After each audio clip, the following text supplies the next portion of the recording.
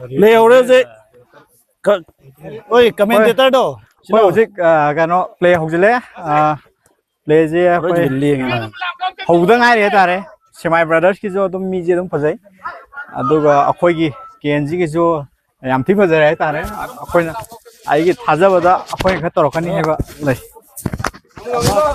ओए Manu दai em tới coi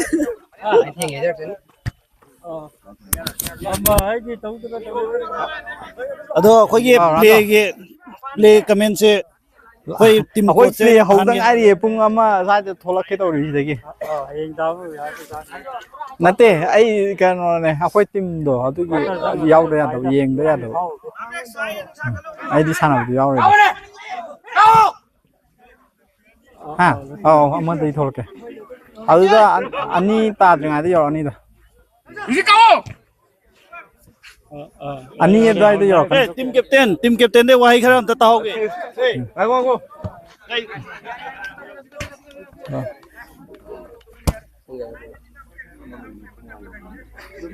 Ôi cái nó cái lâu nó về thằng. Team captain they वही खरा Ơi cái con ngạc chứng ngay cuối miền nắng bộ. ना बा नहीं तल ले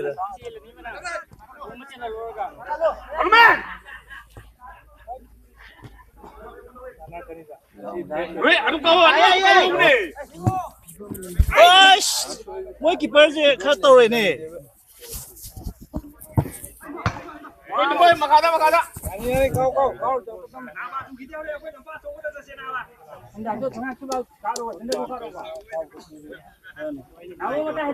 वाह खा गाँव में नंग माइक पैसे ले तुम ले ले buồn mà đang nghe tàu lên rồi नंग फोन तोड़ दे माइक तुम युद्ध थमन ना cả đứa mua tàu tôi nó rồi triple तक तक तक हम लगे xin mà mai đã नो ai du hăng đi hăng đồ thì hăng đâu này ra đây đúng ngang này Boss này cái nó. hầu gì cái cái nó rồi Shamai Brothers cái giờ đúng phải đi ta rồi được cái nó Kenji cái giờ đúng tàu đi này कोई keeper में खुद दी अदने हम आनान मने nhắm phải đâu tàu đi phải dây हजार ने सितौर ने phải dây याय कोई लाइनरी बस स्कोर जी Shamai Brothers कोई Kenji की वन होजे हान में फर्स्ट गोल चन गए तारे अदो Shamai Brothers की ओने दी 0 द लेरी होजी को की ओना कोई Kenji ने आमची तोर Ini yang jelis aku tim ni tu nak pasal tu. Iles kalian na presto na yaran niya kamay ko. Di ba sa no na?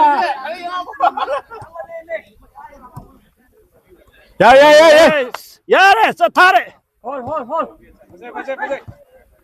ओए करें या Lan ro.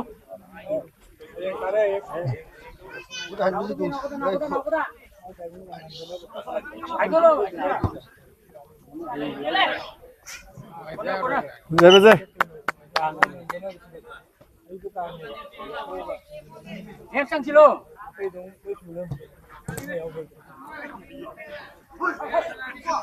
Man, ni ane.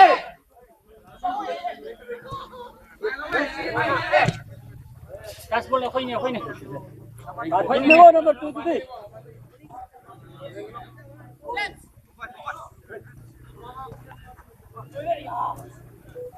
Ya tam ni atin sang oi.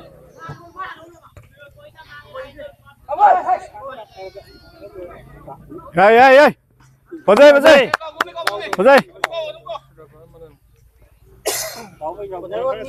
असीना कोई coach ने तो coach manager कोई team side ले जे कोई ना खरे ngam न चटलिम न यारी को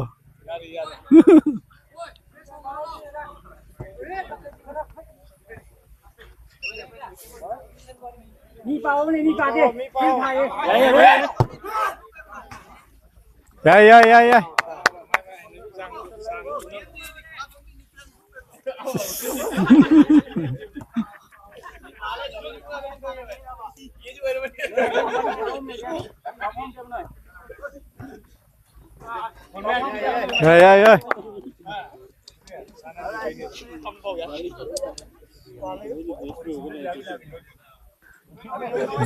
Hujik Pau jo na line score je dum Kenji ki 1 adu Semi Brothers ki 0 da lai re tare play ji am sanai am phazan sanai to khoi ki kano jo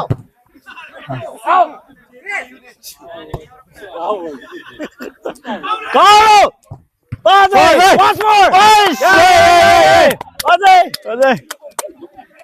अखोई pair number थमीजे double power ओइना बने number 5 एना 5 अनि की power Semi Brothers ki one keeper jo de amka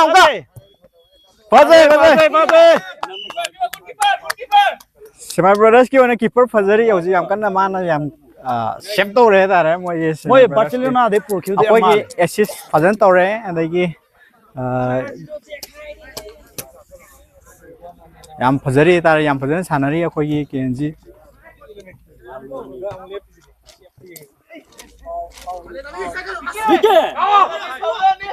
यानी मैं किमान ना काव है किधर है देख Semi Brothers kamu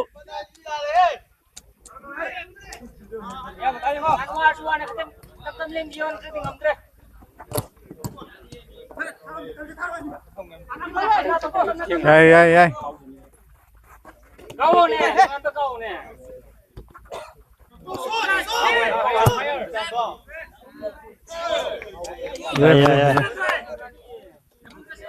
camera to bolo tum तानाई ने मैनेजर गोल कनोगे बॉल के मैनेजर तुम ओइ बियो को कैमरा के मैनेजर तुम ओइ बिरनु को बजे moi keeper like tre koi Semi Brothers ki keeper jo picture idani soprani ko asi arayo na te ade Barcelona ade pura ki dunia ka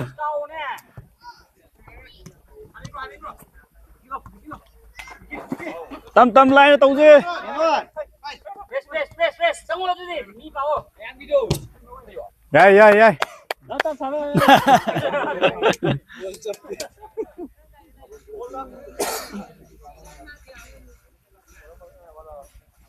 ball chopping hai jida mayam koi kaino tournament chu support taw lak piri viewer mayam ju amta introduce taw jage ai phone je lak man ga silent tham jing again ball continue Kau kerja apa ye?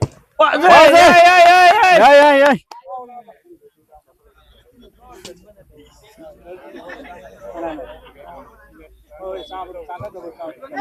Boleh 44 này đấy koi đây Liner be score je hojik second goal koi Kenji da toksan gre tare jersey number 44 na ani shuba goal chanjeng gre duga leiba Semi Brothers 44 hojik goal chan gi du min Vicky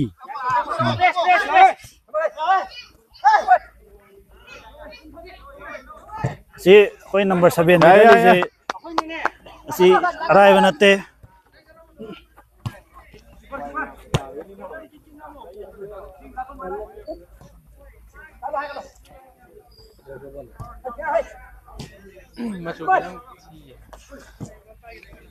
Jose, yai, muka.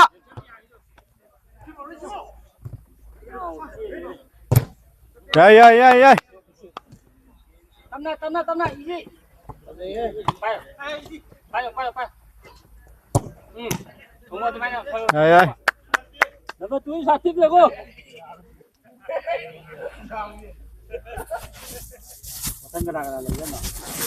Han bai do jersey number 7 na to chan gida. koi ko se commentary kha ta Yes, kar chilom ne scene de ya. यारी दा तो तब ना तब से team nu karana pa am pa da hai ro अब Kenji ना कर तो रे केंजी एपिसोड भाई episode aku boleh Aku ni ya. comment to yaad Kau ni. Yai. Ini udre na Milai.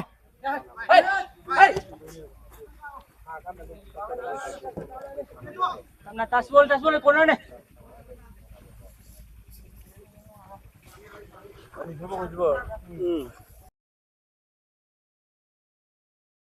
Apa tu ini?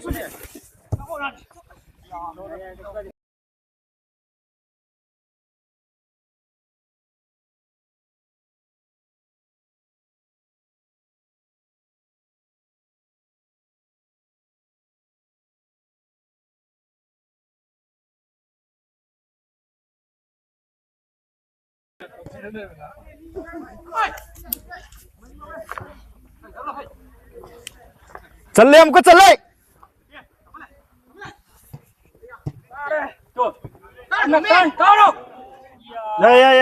ये किसी बात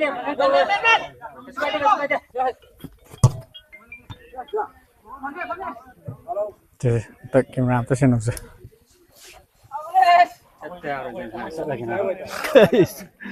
Halo tahu deh. Dia tadi lo.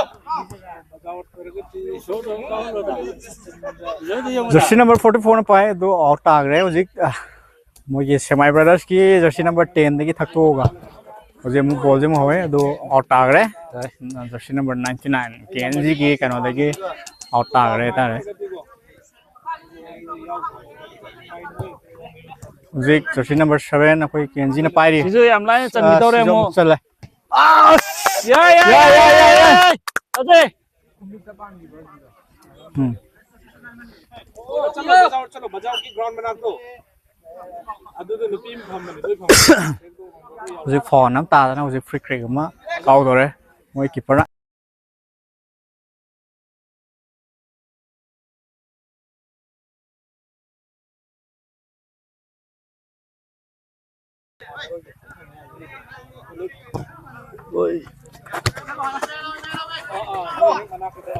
बजे मीना हेले ले के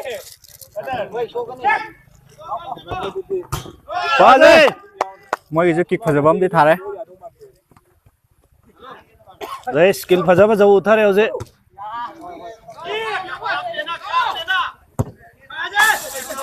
वे मोई जो किक नारियल द पीटर जे हारने तो थारे मोई जो नंबर 13 ने थाजली गोल मती हो उठरे आउट चखरे ये ले जे मो हो रे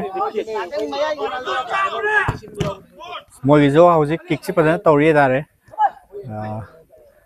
खा चार्ज खा तौरगे है बेकी मता को कन तक्सली मैं फॉल दा युदे मैं नौ बस प्रेम लाई अदु 다비 저기 보니지 살아오가 좀 살아로 अदु मैं कॉबम ले रे कोई थादोई बकेंजी टीम डेल्टा टीम कोई स्कोर रे हौजी केंजी ना अहुम सुपर गोल तौरे जर्सी नंबर 7 ना जर्सी नंबर गोल नहीं सुरे उसे जर्सी नंबर 7 ना कावदा पोस्ट पाले दो कीपर दे अमुक थक्चिल लगा चनगे ने ताने याम फजबा गोल ने लेने गोल जे हौजी की होइना केंजी की 3 योग्रे अदुगा सेमाई ब्रदर्स की होइना लइबा गोल जे 0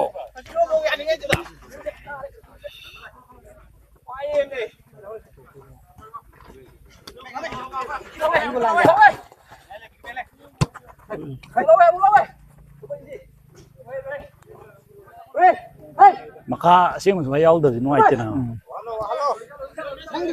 हमका की दो बजे कोई जर्सी नंबर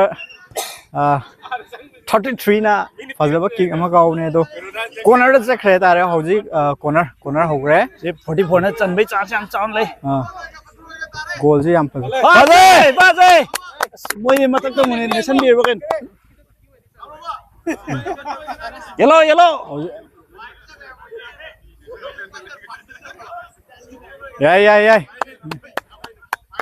कोई जर्सी नंबर हौजी की तो 80 ना हौजी गोल मरी सुजन गरे तारे हौजी की लइबा कानो जे सेमाई ब्रदर्स की होना 0 द लइरी हौजी बोगी होना केएनजी की 4 लइरे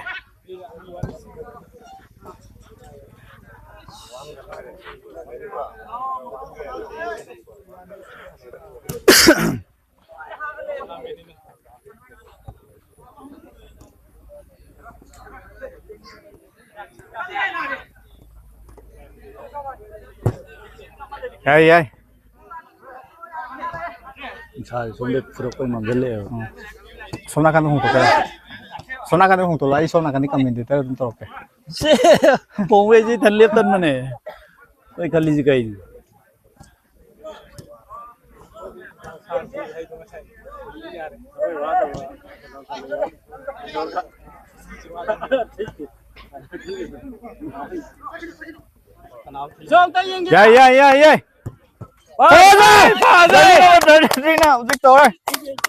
Number jersey number 33. Jersey number 33 na koi ye manga super goal chan jing re ojik lai super goal je Kenji na hoi Kenji na khatau re ojik lainari ba score je 5-0 da lai ri ai na sai game howdringai da manga 0 da heraga second half ta moi chan da ji abai chang tham jai du ne yam kan na kanu tori do hojik Smile Brothers ki corner am khak phangi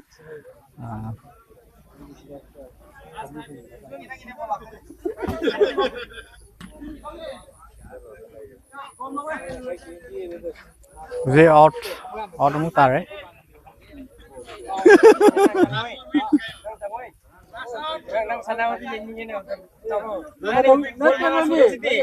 moi hai rak ta gan da khoi agang ma chang de ne Sini pareng hai.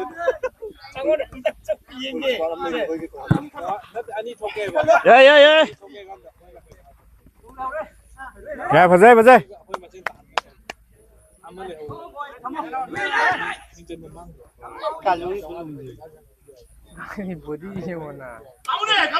Cao rồi.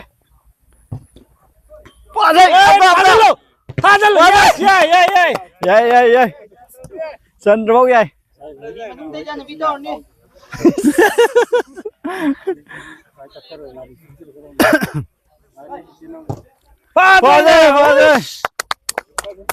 Cái đâu có Jersey number 44 na cái gì bạc à? bây giờ goal lắm á. Cao này tôi goal đi chalo rồi. Cao cái phăm thế cái này bà. Ada di phăm gì vậy bà? na re bol ko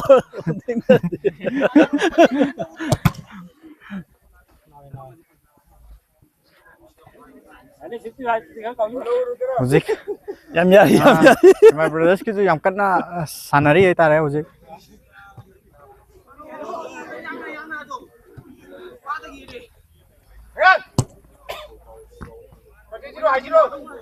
yam line tàu re Line tore. Yeah.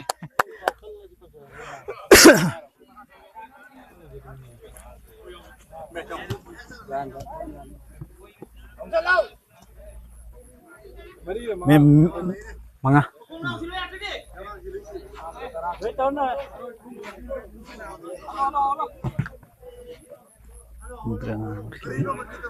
Thế nói chú goal các paro na mai mà cao rồi có cho là cái comment cái tàu của tôi ai camera da tani ko focus tai je commentary to ro ga jim mai paisa le tumin le oi ya Đây. Cái cao đây là lại trừ luôn lên. Mai cái story active. Balik tiko, balik tiko. Ôi sai hay kiểu rồi Smile Brothers ki khoi keeper je picture dane sampra ne do je ma sida laga out kauram into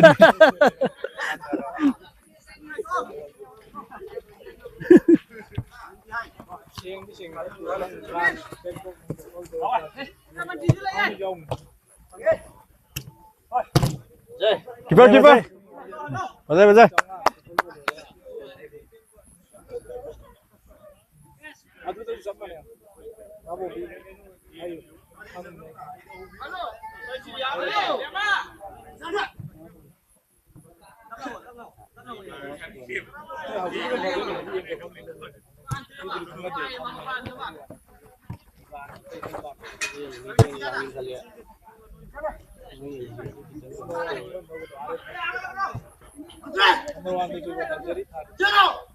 amuka tore amuka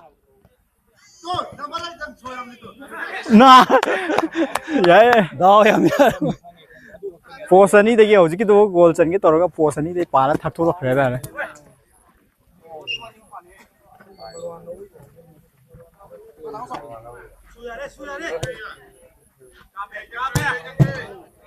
ya keeper ya khoi keeper ji keeper ram re wall direct ram me yam goal da direct wall chan jala thamba chama na re khoi keeper na ꯁꯦꯞ ꯇꯧꯈ꯭ꯔꯦ ꯍꯥꯏꯇꯥꯔꯦ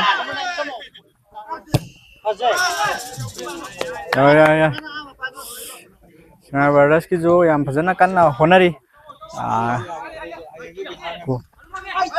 tầm tầm tàu tầm tầm tàu play play play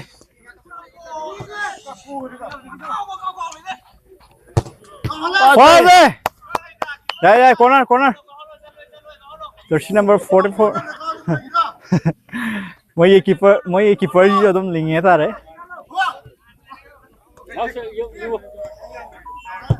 Pause. Yeah. Jersey number 9.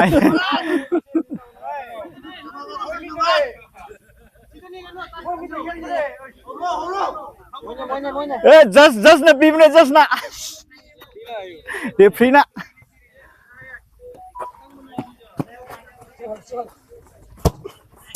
Pause. Nam phajaba goal ama kick ama tore Semai Brothers na do. Oh yeah, ya mai thoi sing thoi ba koi keeper na. keeper na te wall ne na sai re Shape tok thole ta re.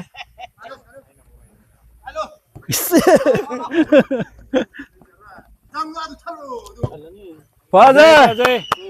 33 Jersey number 33 जो अनिरक शुभा गोल संजंग रहे तारे केएनजी की होय ना nanda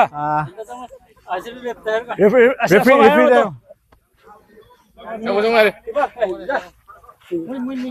55 out 11 in 55 out 11 in sini direct maimu ne narakani se होय goal kya chalam de na ta hai bira moga Manipur के Neymar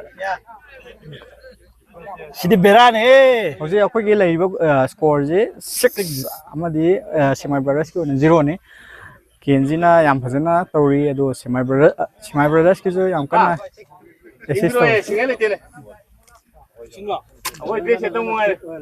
e pi pa ma se pi se lai ko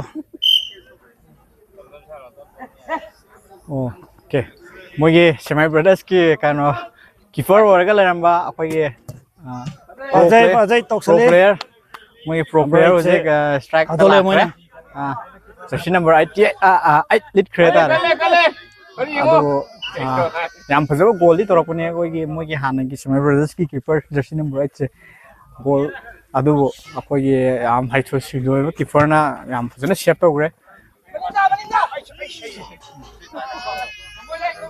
याम फजबो गोल पुसे मने को आउट तार jare comment tori ba mi je ta masam ta yeng je comment जे अखोय हाना जु ball गी दमत कमेंट तोरको दिना तमिना याम सोय अदो मैम पांग ना बदुम ताबियो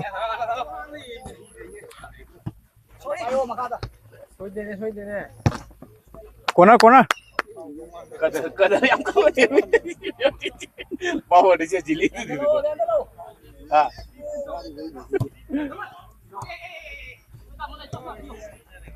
keeper ini kadar begitu kau dah buat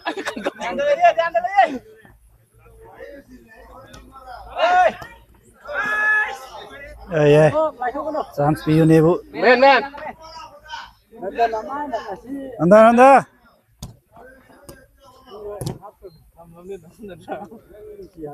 ini na gol men sen mai bai bo kan tu ke lak ram ne gaya je gol men lagi specialist ne koi jo phd torim ne ba goal me ada na tu pidi macam na kuno ada pio visita hey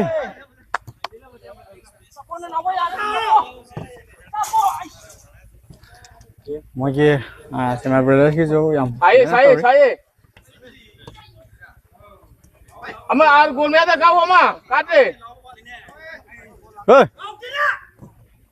बजा कोई keeper ने याम फजन save तो उरे तारे होजे की तो सेमाई Brothers की याम फजबो chance मांग रहे wah aduh player tu ko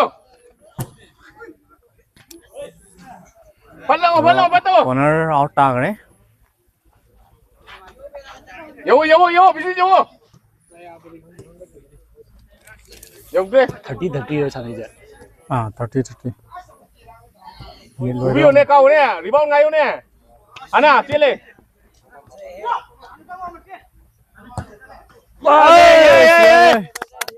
Yay! Mai mu Yay, yay! Jay. Mai mu na torokadra har ka sutok torokta bita lo sin bedu to ro ji ko.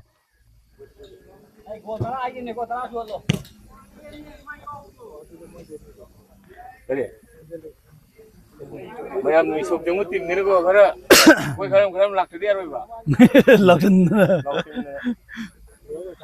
Na re. Mayam naru mi sok jemu tim ni bu ji. Ani ngarang de ne na. Phone to. Robin ni sok jemu tangin na mo nya. Jay. yay yay yay! Lainer best score je hoje semi brothers ki jersey number 6 na Isla karam thon le hogi. sangre do lainer best score je semi brothers ki 1 adu kenji ki 6 ta lai re da. Laku nang kenji ki na tabra. Nang khali ji kai na. Bitre ta wotti mamle amle.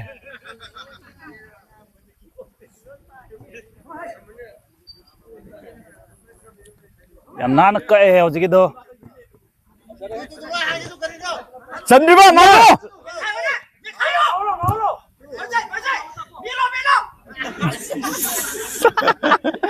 Commentator oi do de son da famle me tor.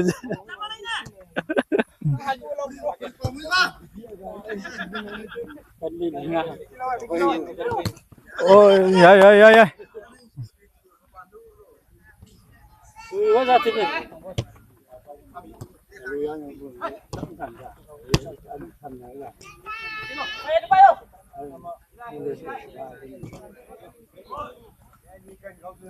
Litte. Jay mai mo. Chandriba. Masak siam Mai mu. mayam. Mai mu na ba. Mai mu ya de na mai. Ai thok na ba dai na ba. Ajay yay!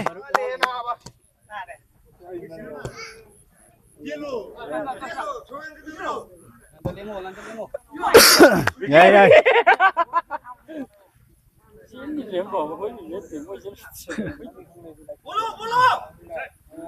Am fazana play story. Yay! Nanda once more. Nice!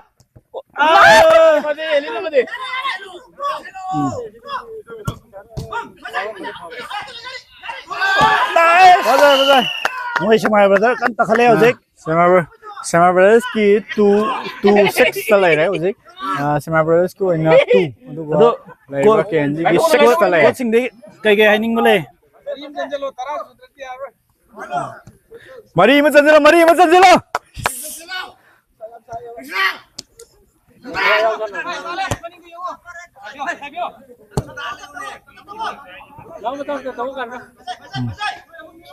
Hello. Nya. Kali sang di maya jo ju tau ba. Ribon ngai hello ba.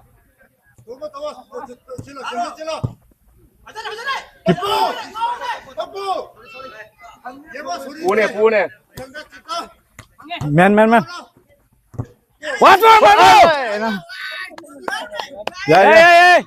Corner ama goal ama.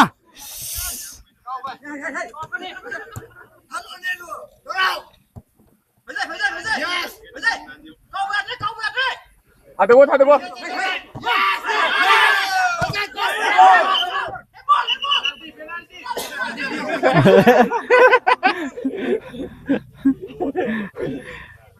Nah, bisa ngomong lagi dia lah, Enti oi chaleo je. Ni doi lah gitu dia. Adu moi na phana enti oi ra su. Kon yam line tor kani. Yeah. Ha. Ahan mai tumai na tu. An mai tumai ngai sai tumai phazan to.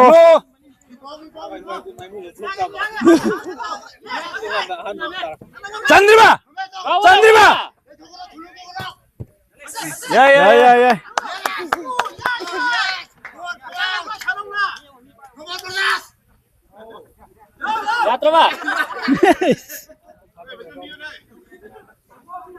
Semi brothers ki 2 na tro.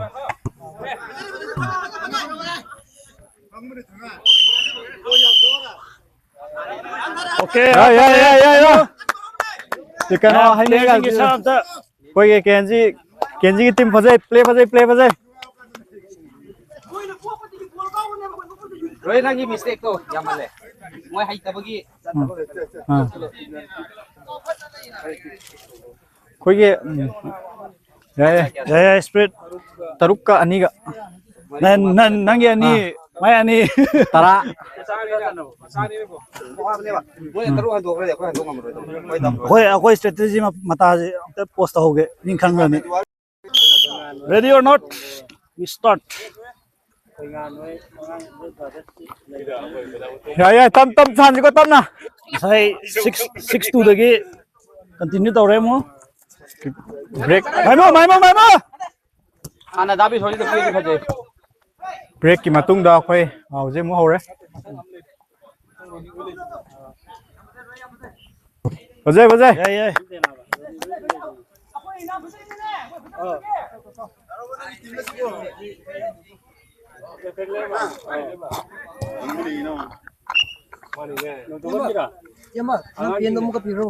Pide. Sorry. Pia nó mất cái đầu này bộ yaad hai. Bajai.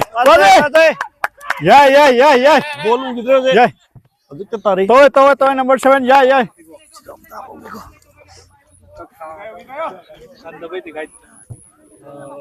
ना रे.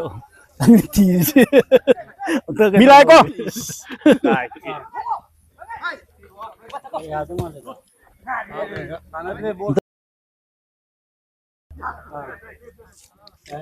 Yeah. Mới Ronik ko ina kana tao.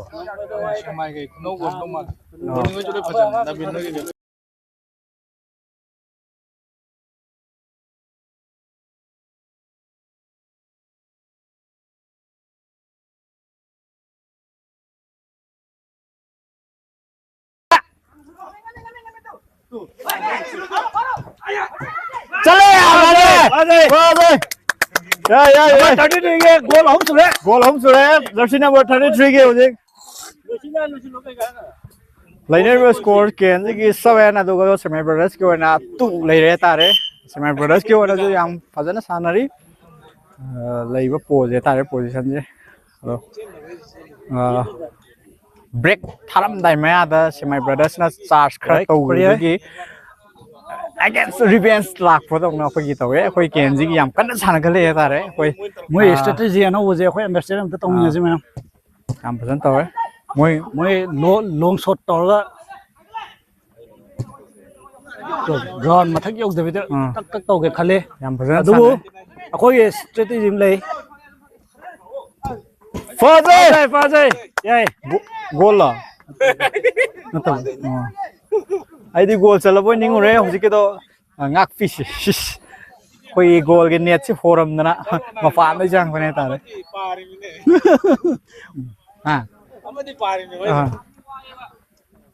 Mai wala. Lone de na. Fazai yeah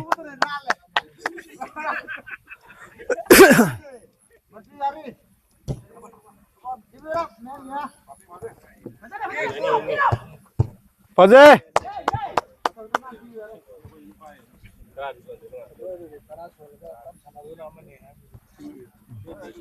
yes mai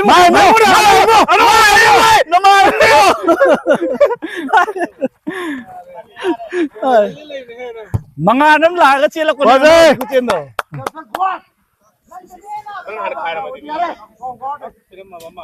Nanda leuro. Amadi dabi thori nang leuro. Nana khar chele bi tu ka ke kalo. आने को ना ते aune Oi den da.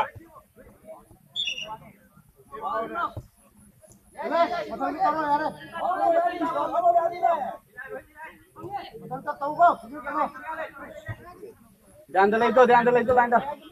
milai Dikki hai. Gi an thang na.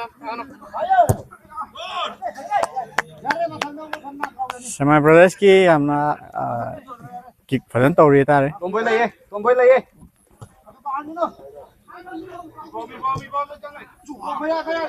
예.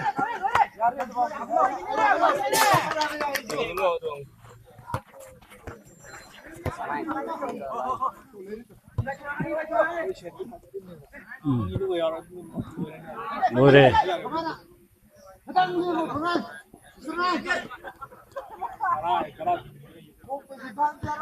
Aduh pas tu ke jalan ni lo. 야야야야야 야야야야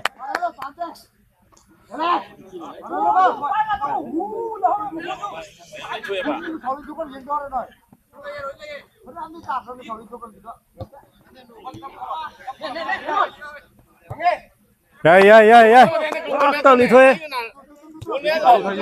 자, 한번 다 던지. 버져 야야 버져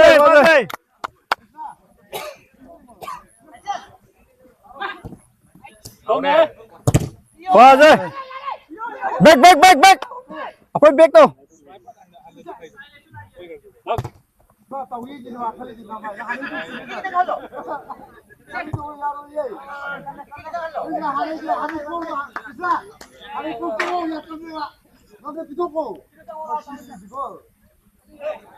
đúng bao giờ lại lại để tên này game rồi kan dục giờ nè. Đúng bờ. Ini sudah dia ni.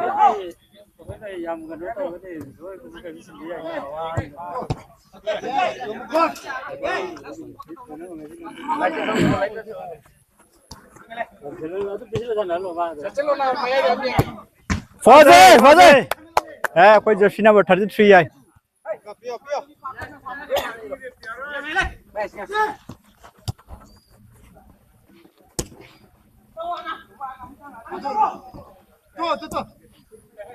Fazê yaay máy mua mới đi tôm hay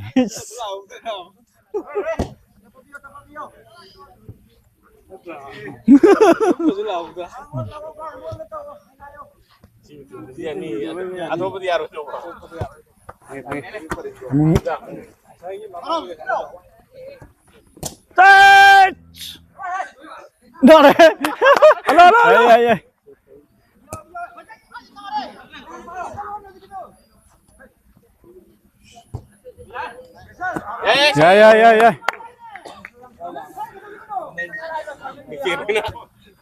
Lainari ba score je 7 Kenji ki 7 aduga Semi Brothers ki ona 0 Maimu yes Maimu to hai na Maimu Lainari ba score Kenji ki 8 aduga Semi Brothers ki ona 2 lai ri ta ne hoji ko ki ona Nang kana item no. Yaw da bira.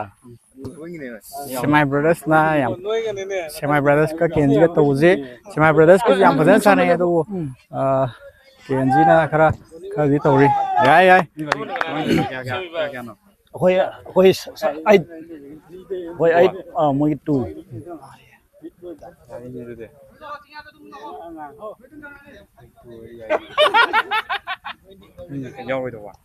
Ai rồi, moi yak ta kan yaw ke tamne. gol tara sudah mo ani kakta ngai re Maimu yes hand Referee ka bhai. Referee ude. chal le ama khang ngai re ne adu ka watch more pass Mid pele tau se. Cầm với team đâu? Orange sa ni. Adu ne. keeper yes Ajay.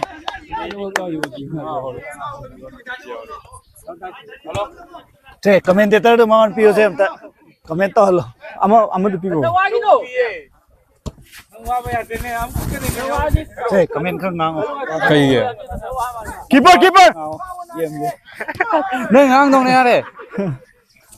Che pa. Game ge.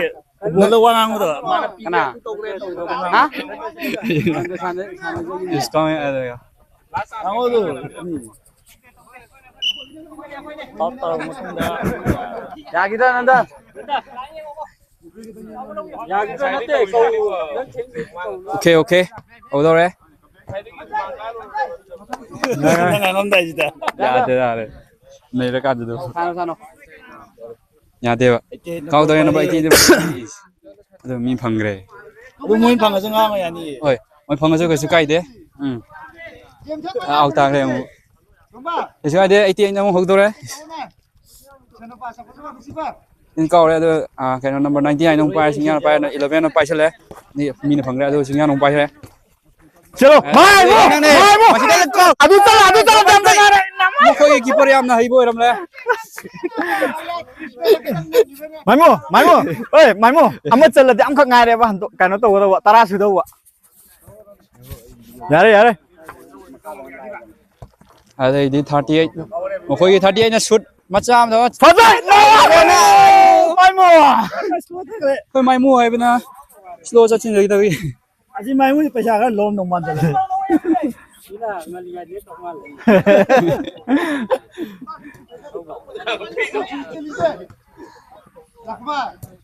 Israel ki Koi number 7 na pa ga si chingdana mi na kitang hai dana. Nin dong le kau gra ada di. Corner. Out. corner na te on.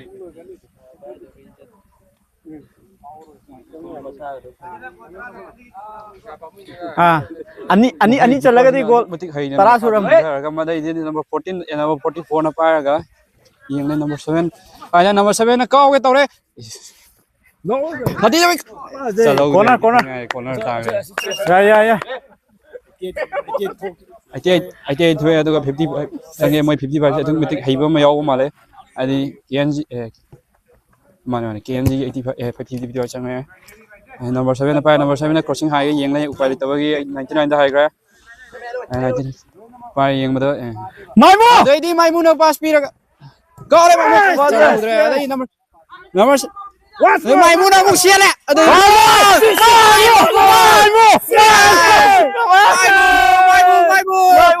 Star player of the day. Ako ye.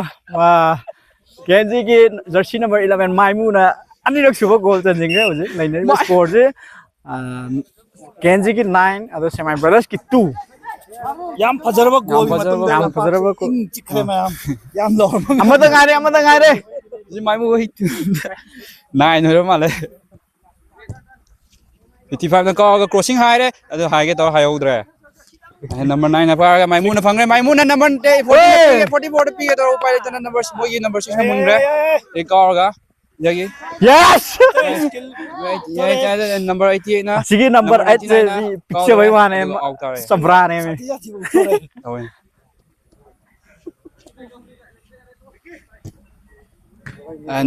number 7 na pai number 44 da pi re to min number 10 na phang re yate चल हम का sana ya dai di mai mu ki mama mo sin je number 33 गोल मरी सुबा Jersey number 33 की वना गोल मरी duck सुबा होजि चनग्रे मा की गोल जिगा कोई की लैरिबा स्कोर जे केएनजी की mohoi keeper se adu ga sama brothers की वना 2 लैरि तारे 99 na kau duna 33 da pang re dai di number 44 na dai number 7 na pai re number 99 na pising re number 10 hai ke tore hai ke tore hai ke tore number 33 pai re adu mati dhau ya duna number 45 mai mu dong pi ke tore mai mu mai mu lam na budi thau jarak pani mai mu je ai number 99 kau thu ga na moi number 5 na kau ke tore yeng dore ai keeper na yes बजे number 44 पे mai mu hang hai mai mu kick to the एक shot लगा है तो छे लोग दे माइमू तपे मारे थे बैक मखोई गिजो याम कन तखली है number कोई बैक ना जो मतिक है ना number 10 कॉल ना number मोई बैक ना थोक रे अरे हम जो कॉल से हम आए number 44 पाए रे mai mu hang le mai mu dong pi le माइमू ना वो hang na mare के shit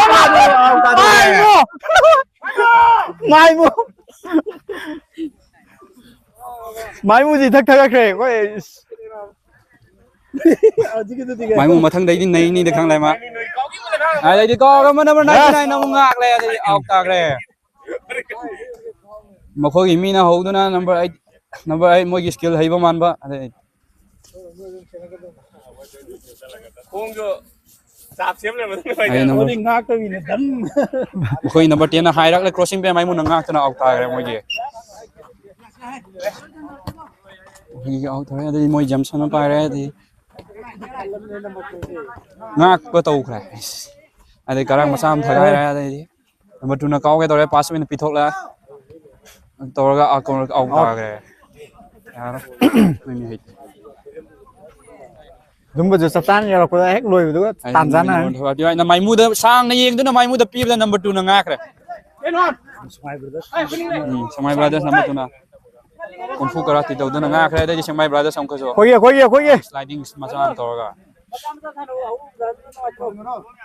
pass pi dore pass pi number 44 ngak re da di ai ti no pass pi 70 da da mai mu dore mai mu nei dore mai mu na sam na mu kau dore da di no 44 7 na pass le goal jersey number 7 के ahum su goal hoy na jersey number 7 की hat-trick 33 wa duna hawa duna number 88 dum chang tore number 33 on 88 in ade makhoi gi keeper lainer score aje center hen do san chen thorak to na man lai duna lainer score je KNG की 11 aduga Semai Brothers की होना 2 laita yam hen ba goal ni da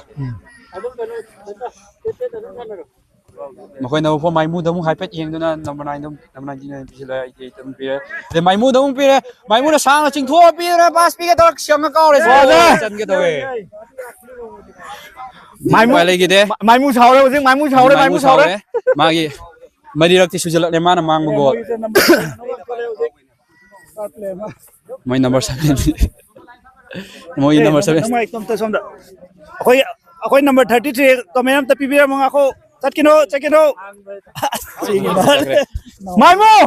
Maimu na says sliding masam. Maimu! Ya su na Maimu. Hat-trick. Madu adu ki matik phajab hat-trick masam lawda.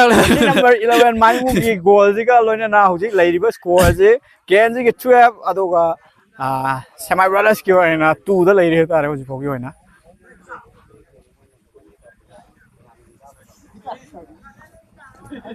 Makhoi party asa budi thamdra de jam takna khani adu Maimu da Maimu na Maimu hujik goal hum chan ge hujik go chan mama kara pela mai adu wai number 7 ni mu torani Maimu gi Maimu sama goal di adu keno da pido 99 ma second hat-trick ya asa budi lejari faze corner Maimu na corner masa ma haidori Maimu da onsol camera Maimu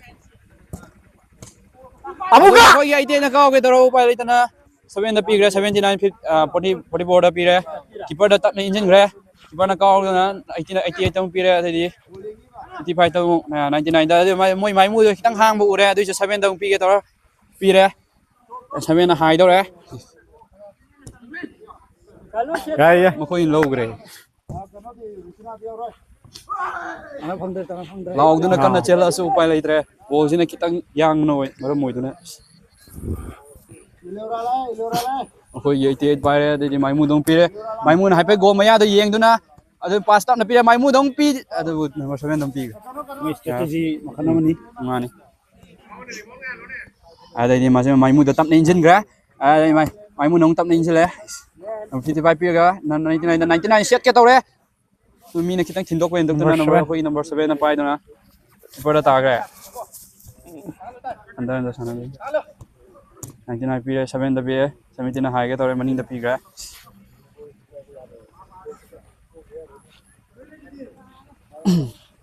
namani pule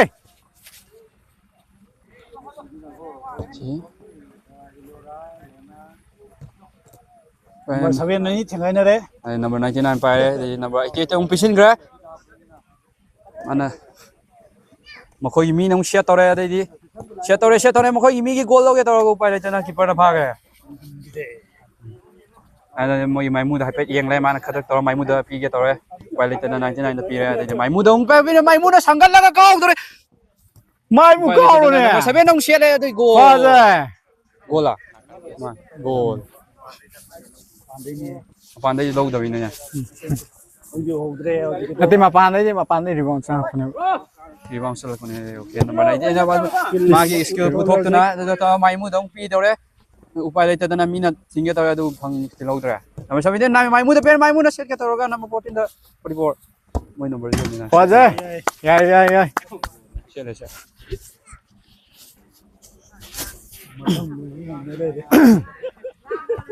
बोजी याय तोखले कोई गेंजी तोखले या देदा 김지 맞다는 거 아니 더 야기 이 셋래 아들이 영 노노 마사 도 키퍼나 마두기 마두 하이두나 아들 뭐기 넘버 10 데 세 넘버 10 세 아들 올 마사 마 독슬레 얌 싸우고 나타와 last match ne last match 즉 honda nó gì free kick mà câu đồ gì free kick macha ma câu đồ moi na te free kick macha ma câu đồ moi bai budi le roi se try budi tor ge na yeng do re number 18 da skill khara hai mo male da number 8 ta con khara du pai le da number 18 na ma chale mai mu da mu chan do re mai mu da pi ke tor ma na direct kau mai mu da chan re mai mu ge anai yang kan na chale tuk thara lak ta mai mu celebration macha am tor ga di bhajani da khale goal mari shubo chan gre jersey number 11 ni line ba score de 13 Kenji ki 13 aduga Semi Brothers ki oina 2 da lai re da mai mu ji mi na lai bana khalla ga Danda. Sibu. Oi di tara ni tu ni la da. Nge cham thang ki khalam ni de ai lamoi dra. Ai ga da ai ni tam na. Ai mut toi dra. Kadare number 99 da mu pi re moi mai mu kan mai goal manga suba chan ge na khalli ai mai mu goal manga suba chan ngai gi marak ta ate no 99 na pai re ade mai mu da nang na pisan ya mai mu pi ya dre de mai mu sa sang lok thok na mai mu da kau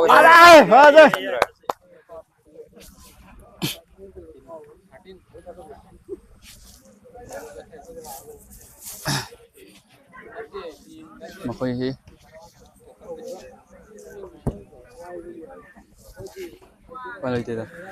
Labor score is 13. Moi bit lek tre Kenji ki 13 aduga Semi Brothers ki oina 2 chan man na bit lek to ide de mai mu hange de number 5 55 par ga 7 da pi 17 7 shot ke tore du pai le na ya kitang soi na ya bu di ai moi number 8 ki skill khara hiba male khara laisin na coaching na dawe unge adu jo pai le te man ma khara pick for maro moi na number 44 pai re number 44 na ching thok re de mai mu da ma na pi ke tor ga mai mu da pi re de mi na nga thok re number akhoi mai ni phangi number 7 pai ri number 7 pai ri mai mu dong mai mu gi manga suba goal chang ke tor ga number 7 pai mai hai du na number 5 ta hai gre Kalu na jo makao ne na mai ba goal am chan ge de kalu dong pa le ade di am ko song set ke tor ade di ma na set la goal 99 goal ga su na auji lai ne ba score de Goal kya su? Mari. to je makoi ni gi labor score de 14 Kenji ki 14 lai re aduga Semi Brothers ki oina 2 da lai makoi tu de gi hen ma ngam je makoi afa player khara hapsin na chu upai leitre adu go sange to sa logdre number 8 na hori mai mu da pi mai mu na anai ba sang to na mai mu sa logdre ade ya mai mu gi kasa kada to mu ge tu ki do yebi gi style ma ade di mai mu na hai ge to style to hai ge to pass 99 da pass pi re 99 call ga ma khut na ba ma kai call ga ya number 9 na pang du na back ke to re ade chala khoi ki keeper yai ya ko sa se ba mu na ke ba mai mu dong pe sing re mai mu sang ga mu call do re pai lai ta na corner sang man ngau dre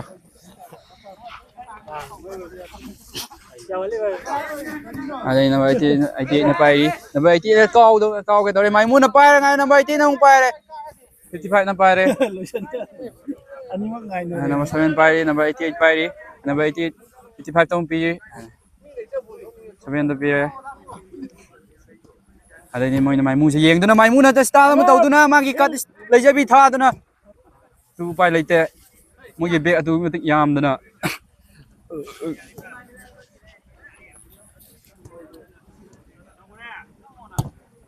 Father 99 ki kaya gusto ko na na ꯈꯪꯗ꯭ꯔꯦ goal ꯃꯁꯤꯡ ꯊꯤꯉꯝꯗ꯭ꯔꯦ ꯍꯧꯖꯤꯛ ꯂꯩꯅꯔꯤꯕ score ꯑꯁꯦ 15 ꯀꯥꯎ ꯐꯖꯅ ꯃꯈꯥꯗ ꯁꯥꯡꯅ ꯀꯥꯎꯋꯦ ꯍꯥꯏꯕꯅꯦ ꯁꯣꯠꯁꯨ ꯌꯥꯎꯔꯅꯤ ꯆꯤꯡꯌꯥꯏꯗ ꯐꯥꯎꯔꯤꯅꯦ